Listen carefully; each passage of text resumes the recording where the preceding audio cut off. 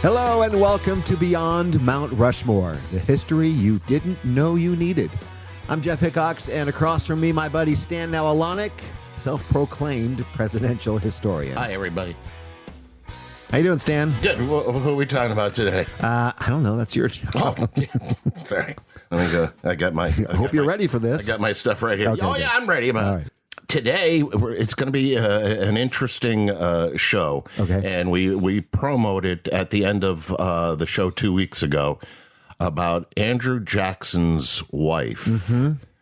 Was he, in fact, a bigamist along with her? And was she a whore?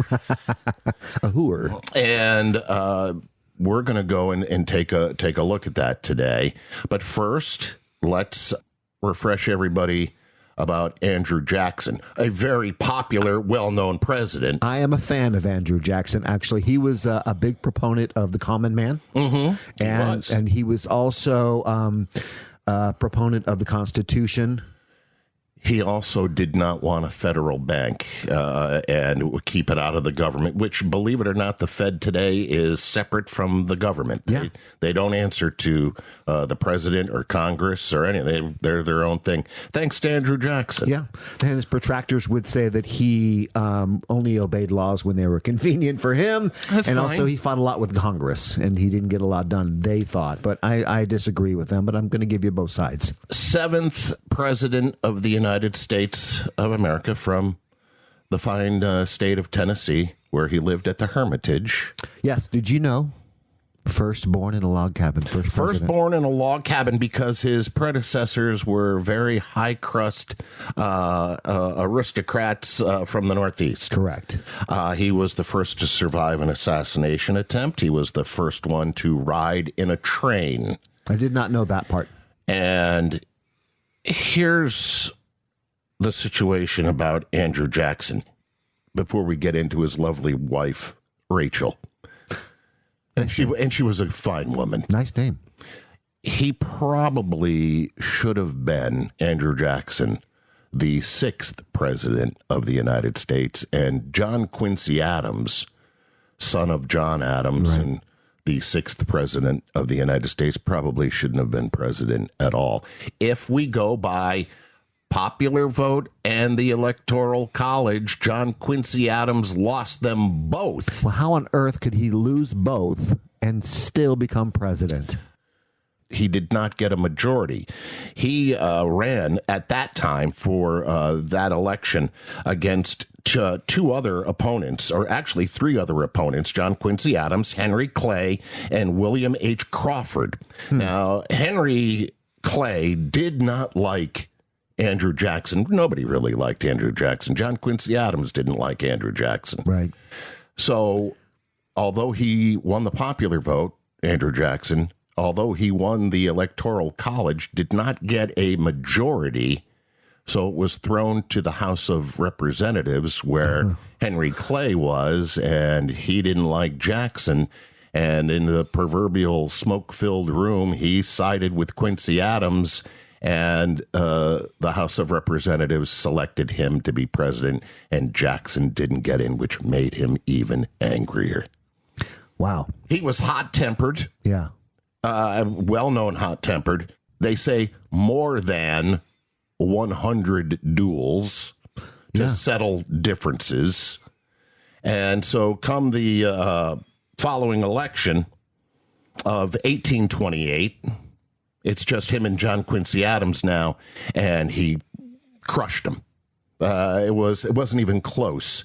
There was no polling on presidents and how they were doing in the popular polls and stuff, but it was quite obvious that Andrew Jackson was going to win and win easily, and he did. It wasn't even close. Wow, that's fantastic. I did not know about the backroom battle there, though. That's very interesting. Yeah, he won them both. And they hated him because he was the outsider. He was the one coming in and breaking with the tradition. Right. Interesting. His wife, as I said, a lovely woman, Rachel was her name. They met in Nashville in 1788. Shortly thereafter, they were married. Now, let's set the record straight. Sure. She was married beforehand to a gentleman by the name of Louis Robards. Robards. That was her first husband. Any relation to Jason? I don't know. Maybe. Take the tree back. Maybe. But she was married to this Robards cat, and right off the bat, she claimed there was spousal abuse. And she left him to go back home and live with Mama. Gotcha. She assumed, Rachel, assumed that he would go and file for divorce based on abandonment. His wife left him, and can easily, at that time, for abandonment, that was a grounds for divorce, and the husband could easily get that. Right. He never filed. She didn't know that. Time went on. She assumed, he's gone on his way. I've gone on mine. And she meets Andrew Jackson in 1788. And shortly thereafter, they're married. Everything's fine. Now, keep in mind. 1788. Yes, keep in mind, this is about almost 4 decades before he's running for president. Right, I know. That's what I was like trying to do the math there. Mm-hmm. It long before, this was not even a thought. They lived as husband and wife. There was no concern. Everything was great. Almost 4 decades of marriage. Well, I told you, Henry Clay doesn't like him. And now he's running for president again against John Quincy Adams. Right. He had already lost, supposedly, to Quincy Adams. Kind of lost. Kind of. Yeah.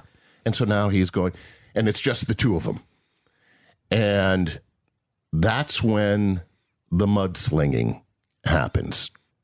Now, they both, Jackson and Quincy Adams, both did their share of mudslinging. There was no innocent party here. No. Well, other than maybe Rachel. Well, where the line was drawn, and Jackson knew that this was bait, right, was the Quincy Adams campaign got personal. Is Andrew Jackson married to a bigamist? Is she still married? How did they find this out? I mean, I don't know. How good are the records in 1880 or 1780? Excuse me. Written with feather fountain I know. pens. I'm telling you, it's amazing that they found that. So, and I guess the one that was really doing this kind of mudslinging, helping Quincy Adams along, was Henry Clay. So they attacked. They would release leaflets. This was another common practice. They would post them all over towns and stuff. Did you know Andrew Jackson was this and Andrew Jackson was that? And they got so low and dirty with him that they had brought up over 100 duels, was an Indian killer, and when he killed, again, whether it's fact or fiction, right, but they alleged unspeakable stuff that he did after he killed Indians, to the tune of eating their bodies, cooking their bones. It got really nasty until they started going after his wife. Sounds like these leaflets were the precursor to a fake Facebook post. Yeah. You know what I'm saying? You are 100% right. How could you go after somebody? Mm-hmm. Well, you didn't have TV. You didn't have radio. Newspapers were around, but they were few and far between. Right. You got a guy that knew how to work a printing press, and you just put these things up all over town, and it was like going on Facebook and saying something about somebody. Exactly. And they attacked his character, called his wife a hussy, using terms, like I told you, unnatural acts. Oh, man. And that's not a good term. All because of her first marriage nearly 4 decades earlier. Well, 4 decades earlier, they went and found out that she was still married, and they got it correct, and they actually had a wedding all over again They didn't find out that they were, or that she was still married until 1793. They went back. She got officially divorced. Yep. Then they got married legitimately. In 1793. Well, legitimately, everything was taken care of. They were married again in Tennessee by Rachel's brother-in-law, who was a justice of the peace. Convenient. Right. So, but they were officially, now they have marriage documents.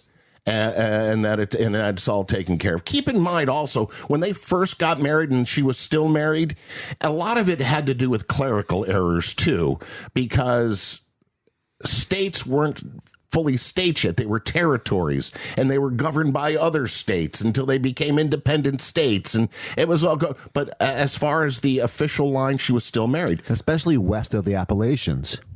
And so they had to get it right. And so in 1793, it was fixed. But Quincy Adams attacked his character so much, the duels, the hot temper, the killing of the Indians, and of course, his wife. And one of the flyers they put out stated this, and I got the actual quote that they said, "Are you going to..." Again, we're talking about today's politics and how nasty it is. Right. This goes back to the 7th president of the United States. That's a long time ago. Here's what they officially said. Ought a convicted adulteress and her paramour husband to be placed in the highest offices of this free and Christian land? And they were going around, we're Christians. These are bigamists. Right. These are unholy people. These are people doing unspeakable acts, and they're not even married, and he ate Indians. As you would say, how dare you? Yes. The American people didn't buy it. I love the American people. They didn't buy it. He won the election by a landslide, and he was going to be the next president of the United States. Now the sad part. She did not want to, Rachel, his wife, right, did not want to leave the Hermitage in Tennessee to go to Washington, D.C., face all these people that said horrible things about her. Can you blame her, though? Oh, no, I can't. Yeah. But she, for her husband, would do it. Right. She lived most of her life with a heart ailment. She had a bad heart.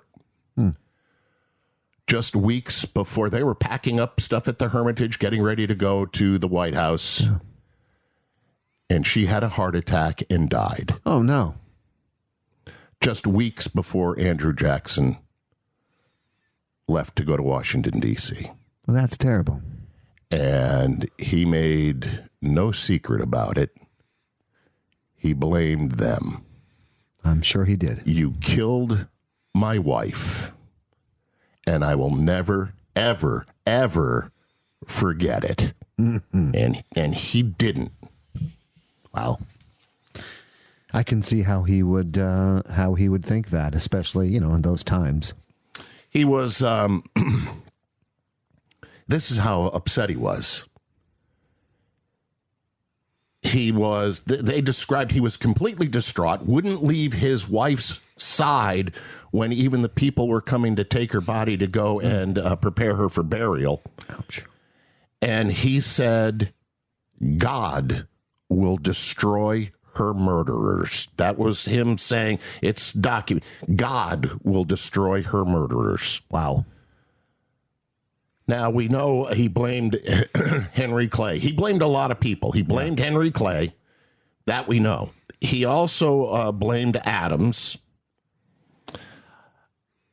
And we look at today where Donald Trump refused to go to Joe Biden's inauguration.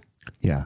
And, are you going to show up to the White House and shake hands? Are we going to have a peaceful transition? Oh, what's going to happen to this country if we don't have a peaceful Yeah. It was going on back then. Yeah. John Quincy Adams said, no effing way am I going to his inauguration. And Jackson viewed him as a murderer. Right. And John Quincy Adams like, hey, come on, it's the campaign. No, well, then I'm not coming to your inauguration. I don't want you there. This goes all the way back. Yeah. And we've talked about this before. If a president is going into the White House, who's going to be the hostess? Right. Who's going to... Right. He went, and his wife's niece became the White House hostess. She was the one that ran the White House. Jackson, if you look at the stories, the proper politicians of the Northeast, the powdered wig politicians up there, looked at him as dirt. This is a bum. This is somebody that is beneath us. And he made sure of it when his inauguration party came, opened up the doors to the White House, let anybody go in and ransack the place and have a party and do it. And he was extremely popular. He easily won re-election and drifted off into the sunset. He died on June 8th, 1845, at the age of 78 years old. He died, and I did they call it? I think they called it like dropsy or something. He had fluid buildup in his body. Oh, and it was probably a very uncomfortable last few years of his life. Yeah. But he passed away. He was 78 years old. He's buried with his wife at the Hermitage in Nashville, Tennessee. And he is also, maybe we can put this up on the website. Mm-hmm. He was in the later parts of his life, a highly photographed president. Now, you're looking at the 7th president of the United States. John Quincy Adams was the first president ever to be photographed, very late in his life. Right. Same thing with Andrew Jackson. You want to know what Andrew Jackson looked like? Does he look like the guy on the $20 bill? Right. Pretty close. And granted, the pictures were taken much later in life. Correct, yeah. But you know it's Andrew Jackson. Yeah. So take a look at him. Yeah, I'll post some on the Facebook page, some pictures of him. So there you go. The story of Andrew Jackson's wife, Rachel, and how he vowed to God would get her murderers. Yeah, it's sad that she never made it to the White House. Never made it. Huh. Now, I've been kicking this around. Yeah. Our next episode, as long as we're talking about women, we're going to talk about the first, next week, 2 weeks, we're going to talk about the first female president of the United States. And no, we're not talking about Dr. Jill. And we're not talking about Hillary Clinton either, because she never broke that glass ceiling. That glass ceiling was broke many, many years before. Really? I have no idea what you're talking about right now. You will find the story that we have for you, and it's a great story. Should I tell you the president? No. I'm going to tell you the story of the first female president of the United States. Can't wait to hear it. Telling you. You know, another quick thing about President Jackson, the dichotomy of him, you know, he's known for that Indian Removal Act. Yes. But also he had 2 adopted children that were Native American. Yeah, he never had any children of his own. He adopted, and that's a fact. Yeah. If you look at the history books as far as him dealing with the Indians, though, not a good record. No. Based on today's standards. Of course, you can't base his life on today's standards, though. All right, outro us. This has been Beyond Mount Rushmore, and we thank you for listening, and we'll talk to you in 2 weeks. Take care, everybody. I guess available on all the places where you get your podcast. I guess we should probably tell them that as well. I'm Jeff Hickox. This is Stan Now Alonic. Hi.